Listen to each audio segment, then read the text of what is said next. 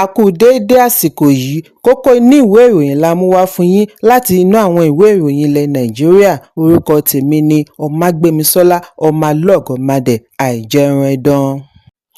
Ààrẹ ilé-ìgbìmọ̀ Godswill Akpabio ti dá Sínátọ̀ Adams Oshiomhole lóhùn lánàá lórí ọ̀rọ̀ ìtàbùkù tí ó jẹyọ látara àtúpalẹ̀ òfin bí ó ti tẹnumọ́ wípé àyípadà wáyé láti túbọ̀ ró iṣẹ́ lágbára kìí ṣe nítorí ìmọ̀tara ẹni nìkan. Èsì Akpabio yìí wáyé nípasẹ̀ agbẹnusọ rẹ̀ Eseme Eyibo nínú àtẹ̀jáde ọlọ́rọ̀ rẹpẹtẹ tí ó tó akọ̀ròyìn lọ́wọ́ ní ìlú Àbújá.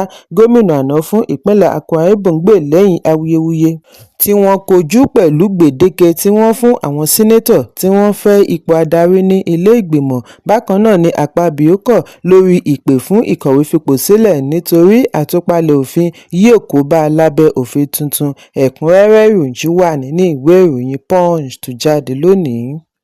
Fọ́nrán méjì kan gba orí ẹ̀rọ ayélujára lánàá níbi tí àwọn méjì ọ̀tọ̀ọ̀tọ̀ tí wọ́n jí gbé láti Community High School Ahoro Esinele àti Baptist Nursery and Primary School Ògbómọ̀ṣọ́ agbègbè Yawota ní ìjọba ìbílẹ̀ Oríire ìpínlẹ̀ Ọ̀yọ́ tí ń bẹ ìjọba ìpínlẹ̀ àti ìjọba àpapọ̀ láti gbà wọ́n kalẹ̀ lọ́wọ́ àwọn ajínigbé. Èyí tí wá dá awuyewuye sílẹ̀ bí ilé ìgbìmọ̀ àti àwọn àgbààgbà Yorùbá ṣe ń béèrè fún ìgbésẹ̀ oníkíákíá lọ́wọ́ ìjọba fún ìyọ̀ǹda wọn. Ìròyìn jábọ̀ wípé pẹ̀lú ọkọ̀ alùpùpù ni àwọn adàlúrú ṣe ìkọlù sí Baptist Nursery and Primary School Yawota, Community Grammar School Ahoro Esinele àti Early Primary School tí gbogbo rẹ̀ wà ní ìjọba ìbílẹ̀ Oríire láàrin aago 9 ààbọ̀ òwúrọ̀ ọjọ́ Ẹtì ọjọ́ 15 oṣù karùn-ún. Àwọn jàǹdùkú tí wọ́n dìhámọ́ra ogun yìí jí akẹ́kọ̀ọ́ alákọ̀ọ́bẹ̀rẹ̀, sẹ́kọ́ndírì àti òṣìṣẹ́ ilé-ìwé títí kan pírísípà Ìyáàfin Àlàmú. Ọlọ́pàá fìdí ẹ̀ múlẹ̀ wípé wọ́n ṣekú pa igbákejì headmaster tí wọ́n pe orúkọ rẹ̀ ní Ọ̀gbẹ́ni Adéṣíyàn níbi ìkọlù. Bákan náà ni wọ́n ṣekú pa ọlọ́kadà kan látàrí wípé kò gbà kí wọ́n gba ọ̀kadà rẹ̀. Ọ̀kan nínú fọ́nrán àná ni ó wá láti ọ̀dọ̀ Principal Community High School Ìyáàfin Àlàmú tí wọ́n jí gbé àti olùkọ́ kan láti Baptist Nursery and Primary School Tèmítọ́pẹ́ Mary dáhùn sí. Níbẹ̀ ni Ìyáàfin Àlàmú ti ń rawọ́ ẹ̀bẹ̀ sí ìjọba àpapọ̀ àti tìpínlẹ̀, ẹgbẹ́ àwọn Kìrìsìtẹ́nì pẹ̀lú ẹlẹ́yinjú àánú ọmọ orílẹ̀-èdè kí wọ́n bá wọn dá sí láti rí ìyọ̀ǹda gbà. Nínú fọ́nrán kejì ni dáhùn sí ti ké sí ìjọba àpapọ̀ àti tìpínlẹ̀ kí wọ́n tètè wá gbà wọ́n kalẹ̀ bí ó ti ń kérora wípé láti ọjọ́ Ẹtì ni àwọn akẹ́kọ̀ọ́ tí wọ́n jí gbé ti ń ké. Nínú àtẹ̀jáde láti ọwọ́ alukoro ọlọ́pàá ìpínlẹ̀ Ọláyínká Ayọ̀nládé ni ọlọ́pàá ti ṣàlàyé wípé àwọn ti ń ṣe ìwádìí fọ́nrán láti fìdí ìṣẹ̀lẹ̀ múlẹ̀ kí wọ́n sì fi ọwọ́ ṣìkún òfin mú gbogbo àwọn tí wọ́n lọ́wọ́ nínú ẹ̀sùn wọn wá fi dá àwọn olùgbé lójú. Àfojúsùn wọn àti rí i dájú wípé gbogbo àwọn tí wọ́n jí gbé ni wọ́n padà wá ní ayọ̀ àti àlàáfíà.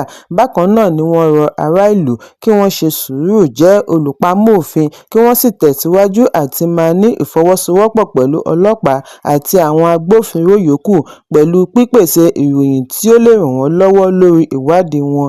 Adarí ilé Ọpẹ́yẹmí Bámidélé bu ẹnu àtẹ́ lu ìjínigbé 87 akẹ́kọ̀ọ́ àti olùkọ́ ní ìpínlẹ̀ Borno àti Ọ̀yọ́ bí ó ti ṣe àpèjúwe rẹ̀ ní ìdúkokò mọ́ ọjọ́ ọ̀la orílẹ̀-èdè. Lẹ́yìn èyí ni ìròyìn yàjóyàjó dé sétí ìgbọ́ wípé wọ́n ti ṣekú pa ọ̀kan lára àwọn olùkọ́ tí wọ́n jí gbé láti Community High School Michael Oyedokun. Nínú fọ́nrán tuntun tí wọ́n ní àwọn adàlúrú yọ̀ǹda lánàá ni wọ́n ti rí bí àwọn adàlúrú ṣe bẹ́ Oyedokun lórí lẹ́yìn tí wọ́n dè mọ́lẹ̀ fi tipátipá mú sọ̀rọ̀. Èyí tí wá dá ìpòrúru ọkàn sílẹ̀ láàrin ìlú bí àwọn olùgbé, ẹbí àti ọmọ ìlú ṣe túbọ̀ ń ké sí àwọn agbófinró àti ìjọba ìpínlẹ̀ Ọ̀yọ́ kí wọ́n tètè bá wọn gbé ìgbésẹ̀ àti gba ìyọ̀ǹda àwọn tí ó kù nínú ìgbèkùn kí wọ́n tó pa wọ́n tán. Nínú àtẹ̀jáde òní ni amúgbálẹ́gbẹ̀ẹ́ gómìnà Ṣèyí Mákindé Dr. Sulaiman Ọlánrewájú ti fìdí ìṣekúpa olùkọ́ yìí múlẹ̀ bí ó ti ní gómìnà fi ìbánikẹ́dùn rẹ̀ hàn sí mọ̀lẹ́bí olùkọ́ tí wọ́n ṣekú pa. Ó wá sọ àsọdájú wípé ìjọba yóò wá gbogbo ọ̀nà àti gba àwọn yòókù kalẹ̀ kúrò lákàtà àwọn ajínigbé ó fi kún un wípé afurasí 6 nínú àwọn tí wọ́n lọ́wọ́ nínú ìṣẹ̀lẹ̀ ni wọ́n ti fi ọwọ́ ṣìkún òfin mú. Bákan náà ni ó bá mọ̀lẹ́bí ikọ̀ ológun, àmọ̀tẹ́kùn àti fìjìláńtè tí wọ́n pàdánù ẹ̀mí wọn níbi ìgbìyànjú àti gbà wọ́n kalẹ̀ kẹ́dùn. Gẹ́gẹ́ bí àlàyé, wọ́n ní àwọn wọ̀nyí pàdánù ẹ̀mí wọn bí wọ́n ti tẹ àdó olóró tí àwọn ajínigbé rì mọ́lẹ̀, ṣùgbọ́n àwọn tí wọ́n fi ara pa ṣì ń gba ìtọ́jú lọ́wọ́ ní ilé ìwòsàn. Ẹ̀kúnrẹ́rẹ́ ìròyìn wà nínú ìwé ìròyìn Punch tó jáde lónìí. Lónìí ní ilé-ẹjọ́ gíga ìlú Àbújá gba ìyọ̀ǹda gómìnà àná fún ìpínlẹ̀ Kaduna Nasir El-Rufai pẹ̀lú $100 million ($100 million) lórí ẹ̀sùn tó ní ṣe pẹ̀lú ìtàpá sí ètò ààbò orílẹ̀-èdè (breach of national security). Adájọ́ Judge Abdulmalik níbi ìdájọ́ rẹ̀ òní ṣe àgbékalẹ̀ gbèdéke tó yí fún ìyọ̀ǹda gómìnà àná. Ilé-ẹjọ́ fìdí ẹ̀ múlẹ̀ wípé onídùúró gbọ́dọ̀ jẹ́ ẹni ń gbé Maitama tàbí Asokoro District ní Àbújá kí ó sì ṣe àgbékalẹ̀ ojúlówó ìwé C-of-O sí ọ̀dọ̀ akọ̀wé ilé-ẹjọ́. Adájọ́ tẹ̀síwájú wípé onídùúró gbọ́dọ̀ jẹ́ òṣìṣẹ́ ìjọba àpapọ̀ tí ìpele rẹ̀ kò dín ní Level 17 kí ó sì pèsè ẹ̀rí owó oṣù rẹ̀ fún ó kéré tán oṣù 3 tí bank manager láàrin ọgbà ilé-ẹjọ́ bu ọwọ́ lù. Gẹ́gẹ́ bí ara gbèdéke ìyọ̀ǹda, El-Rufai náà gbọ́dọ̀ ṣe àgbékalẹ̀ ojúlówó ìwé ìrìnnà sí ilé-ẹjọ́ kí ó sì máa ṣe àbẹ̀wò sí ọ́fíìsì àjọ ọ̀tẹlẹ̀múyẹ́ DSS ní gbogbo ọjọ́ Ẹtì tí ó bá kẹ́yìn nínú oṣù láàrin aago 10 òwúrọ̀ láti lè bu ọwọ́ lu attendance register títí ìgbẹ́jọ́ yóò fi parí. Adájọ́ wá ṣe ìkìlọ̀ wípé bí El-Rufai bá kọ̀ àti tẹ̀lé gbogbo àṣẹ, yóò pàdánù ìyọ̀ǹda rẹ̀. Ẹ̀kúnrẹ́rẹ́ ìròyìn wà nínú ìwé ìròyìn Punch tó jáde lónìí. Orí kó sínétọ̀ kan yọ lọ́wọ́ ikú lónìí bí àwọn afurasí jàǹdùkú tí wọ́n fura wípé wọ́n jẹ́ alátìlẹyìn ọ̀kan nínú àwọn olùdíje dísítírìtì ṣe ya wọ àwọn wọ́ọ̀dù kan ní Ondo Central Senatorial District ní ìpínlẹ̀ Ondo. Lákòókò ìdìbò abẹ́lé ipò sínétọ̀ láti ẹgbẹ́ òṣèlú All Progressives Congress (APC), àwọn jàǹdùkú yìí ya wọ Ward 5 Òkèlísà, òpópónà Àmúdípẹ̀, Àkúrẹ́, níbi tí wọ́n ti ṣe ìkọlù sí sínétọ̀ tó ń ṣaṣojú district Adéníyì Adégbòmírè tí òun náà ń du tíkẹ́ẹ̀tì ẹgbẹ́ ríbi sá kúrò níbi ìṣẹ̀lẹ̀ tí àwọn jàǹdùkú ti yìnbọn sí ọkọ̀ ayọ́kẹ́lẹ́ rẹ̀. Àwọn jàǹdùkú yìí yìnbọn lákọlákọ sí òfurufú àti sí ọkọ̀ sínétọ̀ tí àwọn ẹ̀ṣọ́ rẹ̀ ríbi gbé kúrò níbi ìṣẹ̀lẹ̀. Àwọn oníròyìn tí wọ́n wà ní ibi ìṣẹ̀lẹ̀, akẹ́kọ̀ọ́ Ebenezer Primary School àti àwọn oníṣòwò lágbègbè ni wọ́n fi tipátipá wá ọ̀nà àti sá àsálà fún ẹ̀mí wọn. Bákan náà ni àwọn jàǹdùkú tí wọ́n gbé àdá dání yìí ṣe ìkọlù sí àwọn olùdìbò bí wọ́n ti ba ètò kíka ìbò tó ń lọ lọ́wọ́ jẹ́ ní wọ́ọ̀dù. Nígbà tí ó ń bá àwọn akọ̀ròyìn sọ̀rọ̀, Adégbòmírè ní wọ́n mọ̀ọ́mọ̀ wá ba ètò ìdìbò abẹ́lé òun jẹ́ ni nítorí ètò ọ̀hún ti ń ṣe lóore kí wọ́n tún rán àwọn jàǹdùkú láti wá da ètò rú.